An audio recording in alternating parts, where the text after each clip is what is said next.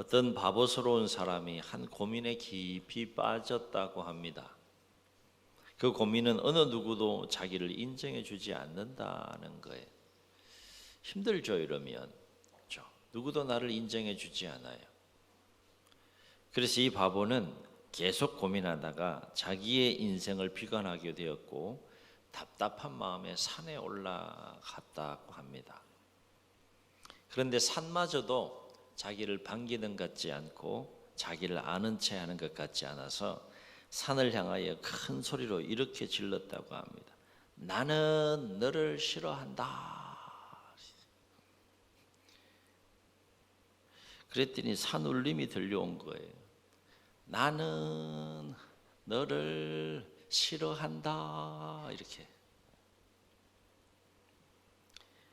깜짝 놀란 겁니다, 바보는. 소리 지르면 그것이 끝난 줄 알았더니 이러한 산울림에 놀라서 산에 오른 한 사람에게 왜 산이 나를 싫어하는지 이렇게 물었다고 해요.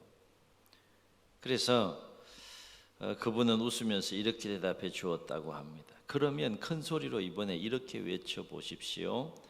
나는 너를 사랑한다. 이렇게 외쳐보라는 거예요. 그래서 바보는 그의 말을 듣고 다시 이렇게 힘을 줘 소리 질렀다고 합니다. 나는 너를 사랑한다.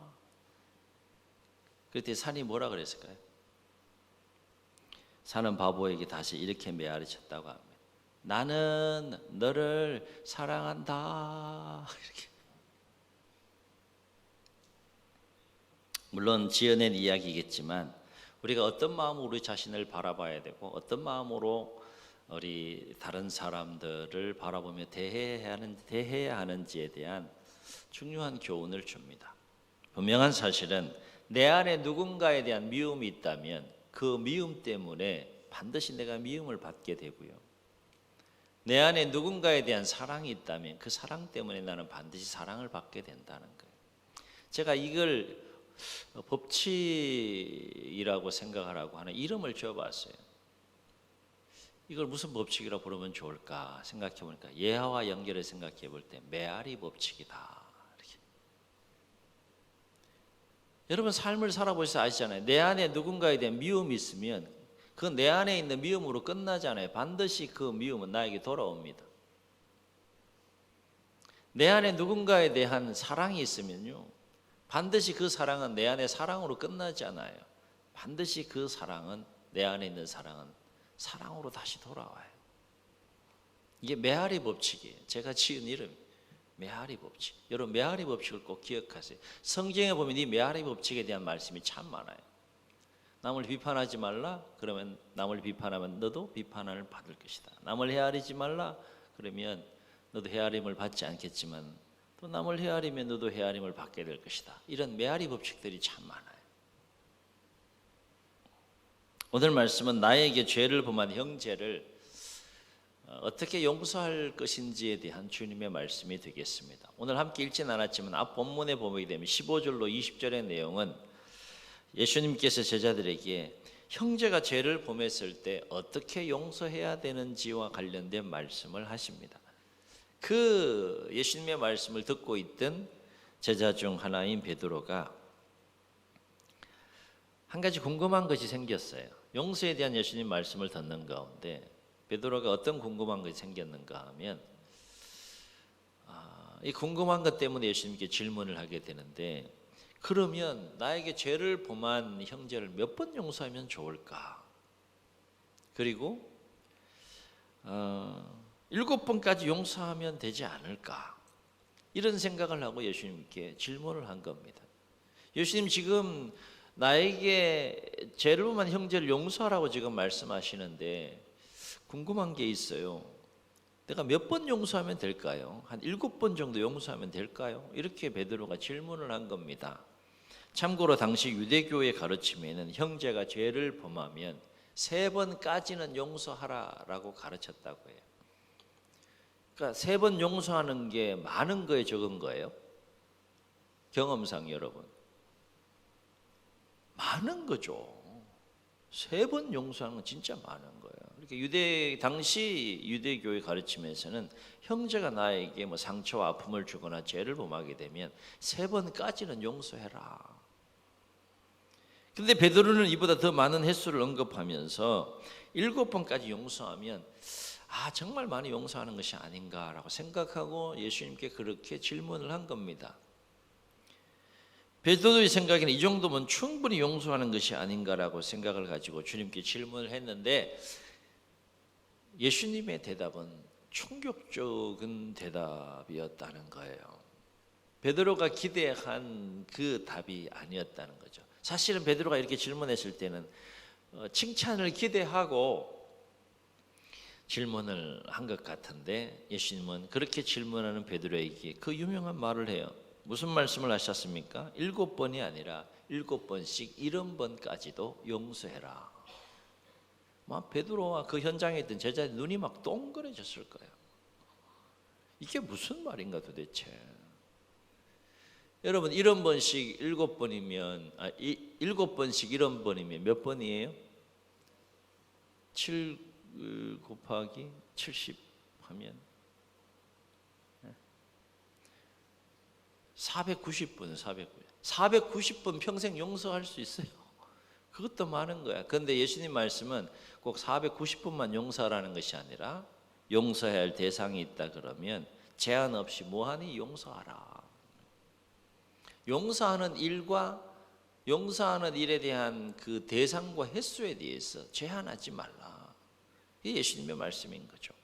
그러면서 왜 형제를 그렇게 제한 없이 대상에 제한 없이 횟수에 제한 없이 무제한적으로 용서하는 삶을 살아야 하는지에 대한 이유와 근거를 아주 쉬운 예화 하나를 들으셔서 예수님께 설명해 주셨어요. 그 예화의 내용은 여러분 잘 아시는 것처럼 어떤 종이 임금에게 1만 달란트라고 하는 빚을 졌는데 이 종이 갚을 길이 없는 상황에서 탕감해 달라고 애원했을 때 임금이 이 종에게 은혜를 베풀어줘서 그 1만 달란트라고 하는 빚을 탕감해 줍니다. 그런데 정작 1만 달란트 탕감받은 이 본인은 자신에게 100데나리온 빚진 자의 그 빚을 탕감해 주지 않으므로 다시 임금에 의하여서 그 빚을 갚도록 감옥에 갇히게 되는 이야기가 예수님께서 들려주신 이야기예요. 참고로 아시다시피 1데나리온은 당시 노동자의 하루 품삯입니다. 그럼 100일이면 100일 동안 노동자가 아무것도 쓰지 않고 열심히 일해서 번 품삯의 양이 100데나리온입니다. 자, 그러면 한 달란트는 몇 데나리온이 될까요? 한 달란트. 1데나리온은 하루 노동자의 품삯인데 한 달란트는 그럼 몇 데나리온이 될까? 6,000데나리온입니다. 6,000데나리온. 6,000데나리온은 노동자가 얼마 기간 동안 일을 해야 벌 수 있는 돈인가 하면 약 16년 동안 하루도 빠짐없이 아무것도 쓰지 않고 벌어야 되는 돈이 바로 한 달란트예요. 한 달란트가 굉장히 큰 액수입니다. 16년. 석 달치 100달에 100데나리온도 사실 작은 액수는 아니지만 1달란트만 해도 16년 동안 일해야 되는 품삯이니까 얼마나 커요. 그런데 1달란트가 아니고 몇 달란트? 10,000달란트, 10,000달란트. 그럼 10,000달란트는 몇 년 동안 일해야 되는 거예요? 16만 년 일해요. 16만 년. 이게 상상할 수 없는 액수예요. 이 10,000달란트 종이 임금에게 빚을 졌다는 것은 이 빚은 종의 입장에서는 평생을 갚아도 결코 갚을 수 없는 불가능한 액수예요. 불가능한 액수. 그러나 이에 비해 100데나리온은 아주 지극히 작은 액수에 불과한 것이죠. 여하튼 예수님은 이 비유의 끝에서 이렇게 말씀하세요. 35절을 우리 다시 한번 읽습니다. 시작. 너희가 각각 마음으로부터 형제를 용서하지 아니하면 나의 하늘 아버지께서도 너희에게 이와 같이 하시리라. 참 무서운 말씀을 하시죠. 용서에 대한 하나님의 마음, 하나님의 뜻이 무엇인지를 이 비유 하나를 통해서 아주 쉽게 선명하게 말씀해 주셨어요. 오늘 예수님의 말씀과 비유를 통해서 우리가 용서와 관련하여 주목할 것이 뭡니까? 두 가지를 생각해 보려고 하는데, 첫째는 용서는 나의 기준이 아니라 주님이 말씀하신 기준을 따라 용서해야 된다는 거예요. 내가 정한 기준, 내가 생각하는 생각을 따라 생각대로 용서하는 것이 아니라 예수님께서 우리에게 가르치시고 말씀하신 대로 그 기준대로 우리는 용서해야 된다는 겁니다. 베드로는 7번도 많이 용서해 주는 삶이라고 생각했어요. 이건 베드로의 기준입니다. 이건 베드로의 생각이에요. 내가 평생을 살아가면서 7번 용서하는 건 정말 많이 용서하는 거야. 칭찬받기 위해 예수님께 질문했지만 예수님의 답변은 그렇지 않았다는 것이죠. 일반적으로 생각해 보면 한 번 용서하는 것도 결코 쉽지 않죠. 막 수시로 막 용서하시니까 그냥 쉬운 겁니까? 나에게 너무 아픈 또 상처와 아픔을 준 일들이라고 그러면 더더욱이나 더 한 번 용서하는 것도 결코 쉬운 것은 아니에요. 그런 맥락에서 보면 베드로의 생각대로 7번 용서하는 것은 정말 엄청난 일이다 라고 할 수 있어요. 그러나 주님의 생각은 달랐다는 겁니다. 주님의 생각은 뭐예요? 7번씩 70번까지라도 너는 용서해라. 다시 말해 사람을 용서하는 일에 있어서 대상을 제한하지 말라, 횟수를 제한하지 말라, 무조건 무제한적으로 용서할 수 있어야 된다. 이게 예수님의 기준이에요. 예수님의 이 제시하신 기준이고 말씀입니다. 왜냐하면 내 자신이 평생을 갚아도 결코 갚을 수 없는 하나님의 용서를 받은 자이기 때문이다 하는 거예요. 아멘. 아멘. 우리가 용서의 문제와 관련해서 반드시 생각해야 될 것은 내가 이미 용서받은 자라고 하는 것을 항상 기억해야 되는데, 어느 정도 용서받았느냐? 1만 달란트와 같은 어마어마한 하나님의 용서를 내가 받은 자이기 때문에 평생을 갚아도 갚을 수 없는 그 빛을 탕감받은 종과 같이 엄청난 하나님의 용서를 받은 자이기 때문에 우리는 대상의 제한 없이, 횟수의 제한 없이 나의 용서가 필요한 대상에게 제한 없이 용서하는 삶을 살아갈 수 있어야 된다. 이것이 예수님의 기준이고 이것이 예수님의 가르침입니다. 그러나 비유 속의 종은 어땠습니까? 임금의 기준이 아니라 자기 기준으로 용서하려고 하니까 안 되는 거예요. 임금의 기준은 뭡니까? 1만 달란트라도 탕감해 주는 것, 그것이 임금의 기준인데 자기 기준은 뭐예요? 100데나리온도 탕감 못하는 기준입니다.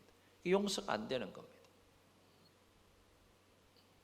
신앙생활도 마찬가지. 내가 요 정도 하면 뭐 신앙생활 잘하는 거겠지. 착각이에요. 우리의 신앙생활의 기준은 성경입니다. 하나님의 말씀입니다.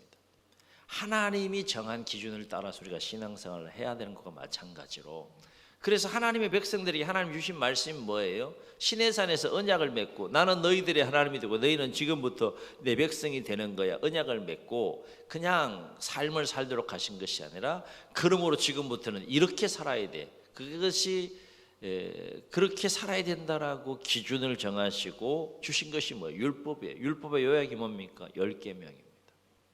우리는 하나님이 주신 말씀을 따라 살아가야 된다는 것이죠. 용서도 마찬가지. 하나님이 제시하신 말씀, 주님이 제시하신 말씀을 따라서, 그 기준을 따라서 우리는 용서하는 삶을 살아가야 하는 자들이다 하는 거예요. 두 번째 오늘 말씀에서 주목할 것은 뭔가 하면, 나에게 죄를 범한 형제를 용서하는 것은 해도 되고 안 해도 되는 선택의 문제가 아니라 반드시 해야 하는 마땅한 일이다는 겁니다. 선택의 문제가 아니에요.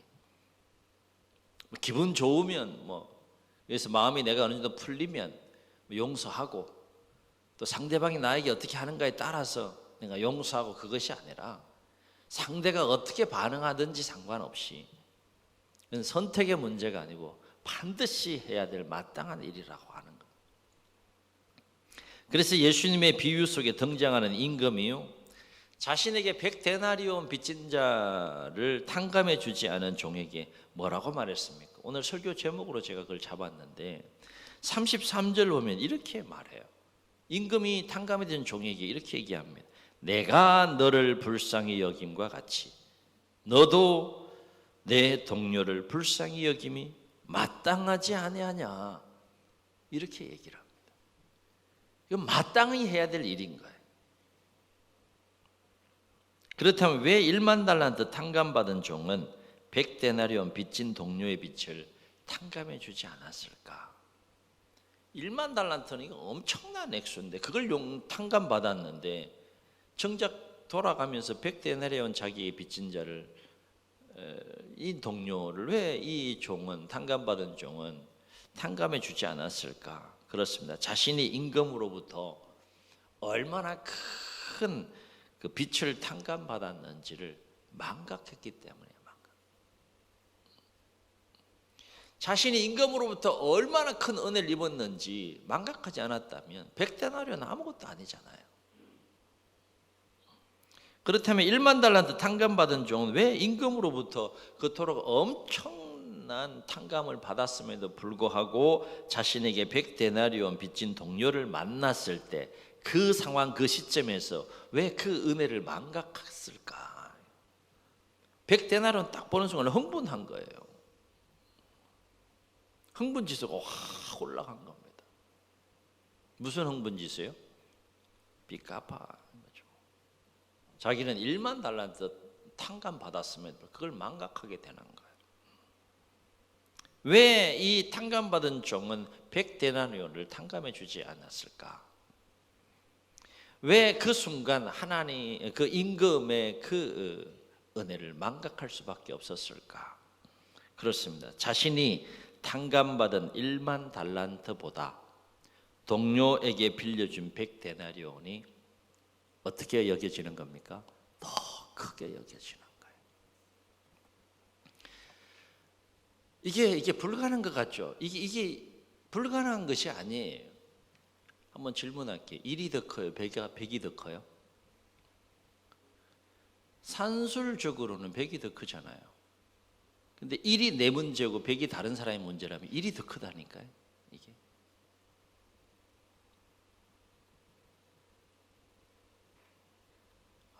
이거 어떻게 설명해야 되나? 내가 다른 사람에게 1억을 빚졌어요. 그리고 누군가 나에게 100만 원 빚진 사람이 있어. 그럼 어느 것이 더 클까요? 그 상황이 돼봐야 되나? 오늘 이야기는, 이 비유 속의 이야기는 그런 이야기입니다. 그런 이야기. 그러면 왜 이 탕감받은 종은 1만 달란트보다 100데나리온이 더 크게 여겨졌을까? 왜 이런 생각을 하게 되었을까? 이건 말도 안 되는 생각이잖아요. 그렇죠? 어떻게 100데나리온이 1만 달란트, 비교할 수 없는 액수보다 더 크게 여겨지는 걸까? 왜 이런 생각을 하게 됐을까? 그렇습니다. 자신이 탕감받는 것은 당연한 것이고 다른 사람을 탕감해 주는 것은 결코 당연한 것이 아니라고 생각했기 때문에 그래요. 내가 탕감받는 거는 뭐 액수가 얼마가 됐든지 간에 그건 당연한 거야. 당연한 거. 근데 내가 탕감해 줘야 될 것은 결코 당연한 것이 아니라고 생각되어진 거예요. 그러니까 1만 달란트보다 1달란트가 크게 여겨지는 겁니다. 이러한 종의 생각은 1만 달란트를 탕감해 준 임금의 입장에서 보면 말도 안 되는 생각이고 말도 안 되는 행동이에요. 그죠? 그런데 이 말도 안 되는 이 종의 생각과 행동이 때로는 우리의 생각과 우리의 행동이 될 수도 있다는 겁니다. 우리도 용서에 관한 문제를 놓고 생각해 볼 때 말도 안 되는 생각과 행동을 할 때가 있다는 거예요.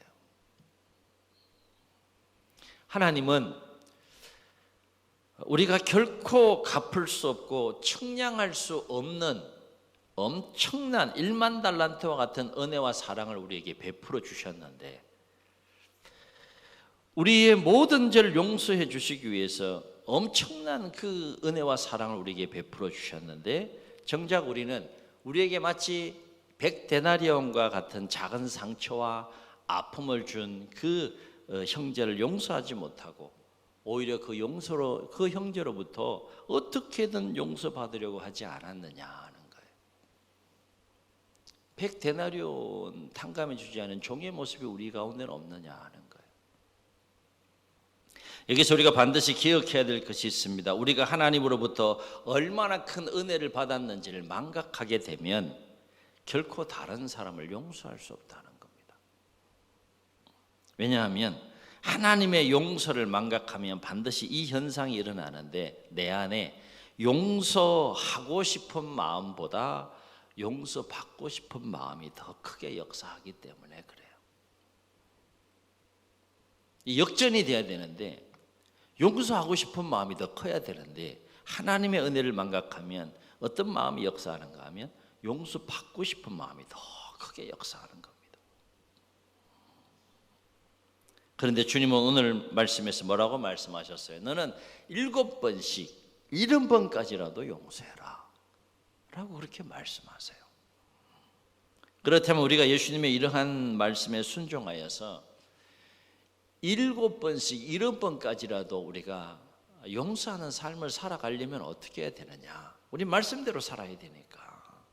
첫째, 내가 하나님께 용서받은 은혜가 얼마나 큰지를 깨닫고 항상 그 은혜를 망각하지 말아야 된다는 거예요. 내가 얼마나 큰 은혜를 받았는지, 얼마나 큰 용서를 받았는지 그걸 항상 깨닫고 기억하며 삶을 살아야 된다는 겁니다.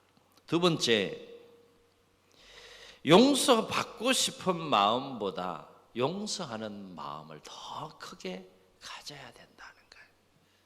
아멘. 오늘 이 말씀이 좀 무거운 주제이지만 도전이 됐으면 좋겠어요. 용서받고 싶은 마음이 있고 용서하고 싶은 마음이 있는데 어느 것이 더 커야 된다는 거예요. 용서받고 싶은 마음보다 용서하는 마음이 더 커야 된다는 거예요. 우리가 성경을 통해서 반드시 하나님과 관련하여 깨달아야 될 중요한 진리 하나는 뭔가 하면 하나님은 용서받으시는 하나님이 아니라 용서하시는 하나님이시다는 거예요. 깨달아지시면 아멘. 하나님이 용서받으시겠다고 하면 어느 누구도 용서받을 수가 없어요. 우리는 창세기부터 계시까지 보세요. 하나님 어떤 분이신가? 용서하시는 하나님이에요. 그게 하나님의 은혜입니다. 그게 하나님의 사랑이에요. 그래서 구약을 보게 되면 모든 죄를 사하시기 위해서 원래 그 죄값은 사람이 치러야 되는데 대신 짐승의 피를 흘리게 하심으로 그 죄를 용서하시는 하나님을 보게 돼요. 신약에 와서는 아예 하나님께 하나밖에 없는 독생자 예수님을 이 땅에 보내셔서 우리의 모든 죄를 용서하시기 위해서 죄 없으신 아들을 십자가에 못 박으시기까지 우리를 용서하시는 하나님이 우리가 아버지라 부르는 그 하나님이라는 거예요. 하나님은 용서받으시는 하나님이 아니라 용서하시는 하나님이에요. 그러므로 우리 안에 우리를 용서하신 하나님의 사랑이 역사한다면 그 엄청난 1만 달란트와 같은 엄청난 하나님의 용서가 내 안에 있다 그러면 마땅히 우리는 우리의 용서가 필요한 자들을 용서하는 삶을 살아야 한다. 그건 마땅한 일이다. 마땅한 일. 여러분 용서받으려고 하면 애써 보세요. 불행합니다. 본인도 불행하고요. 다른 사람도 불행하고요. 불행해요. 행복하지 않아요. 용서받겠다는 건 뭡니까? 내 안에 정오가 있는 거예요. 미움이 있는 겁니다. 불행한 거죠.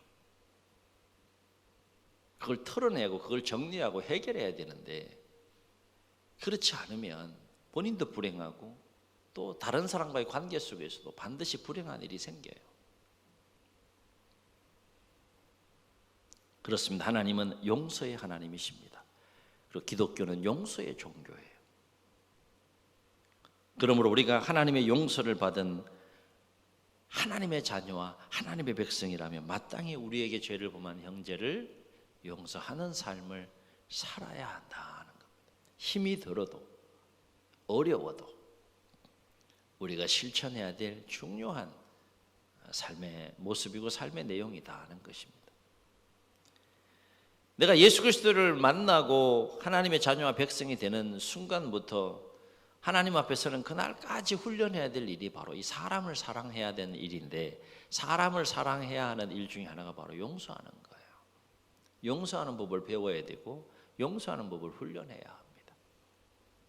그래야 여러분의 삶이 평안하고 여러분의 삶에 기쁨이 있고 여러분의 삶에 하나님의 은혜가 있고 여러분의 삶에 행복이 있는 거예요. 하나님은 오늘도 우리 모두에게 이렇게 말씀하세요. 내가 너를 불쌍히 여김과 같이, 내가 너를 불쌍히 여겼던 것과 같이 너도 내 동료를 불쌍히 여김이 마땅하지 아니하냐, 이렇게 말씀하시고 도전하십니다.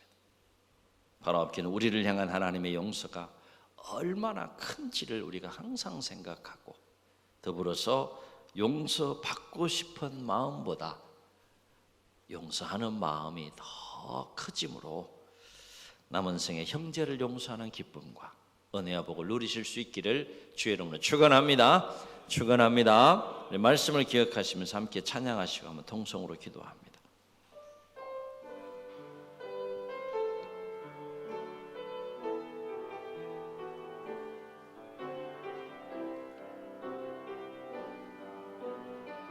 다 표현 못해도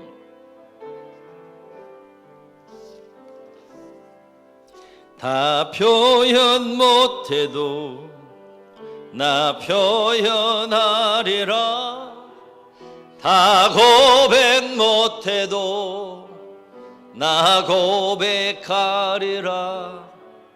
다 할 수 없어도 나 알아가리라. 다 담지 못해도 나 닮아가리라. 다 표현 못해도 나 표현하리라. 다 고백 못해도 나 고백하리라. 다 할 수 없어도 나 알아가리라. 다 담지 못해도 나 닮아가리라. 그 사랑 얼마나 아름다운지, 그 사랑 얼마나 날 부욕해 하는지, 그 사랑 얼마나 크고 놀라운지를, 그 사랑 얼마나 나를 감격하게 하는지. 저 눈을 감으시고 우리 말씀을 기억하시면서 한번 통성으로 기도하시겠습니다. 하나님은 용서의 하나님이십니다. 구약에서는 짐승의 피를 대신하여 우리의 모든 죄를 용서하셨고, 신약에서는 독생자 아들 예수 그리스도를 이 땅에 보내셔서 그 죄 없으신 아들을 우리의 죄를 대속하시기 위해 십자가에 못 박으시기까지 우리를 용서하시는 분이 하나님이십니다. 그 하나님의 사랑이 우리 안에 있습니까? 그 하나님의 은혜가 우리 안에 있습니까? 그 하나님의 용서가 우리 안에 있습니까? 우린 1만 달란트 탕감받은 종과 같은 측량할 수 없는 하나님의 은혜와 사랑과 용서를 받은 자들입니다. 그 하나님이 오늘 우리에게 말씀하십니다. 내가 너를 불쌍히 여김과 같이 너도 내 동료를, 내 형제를 불쌍히 여기는 것이 마땅하지 아니하냐. 이 말씀이 우리의 마음과 삶 속에 계속 메아리 쳐서 남은 생에 그 하나님의 사랑 안에서, 그 하나님의 은혜 안에서 형제를 용서하는 삶을 살아갈 수 있도록 용서의 기쁨과 은혜를 누릴 수 있도록 도와달라고 우리 말씀 생각하시면서 주님 세 번 부르시고 통성으로 기도합니다. 주여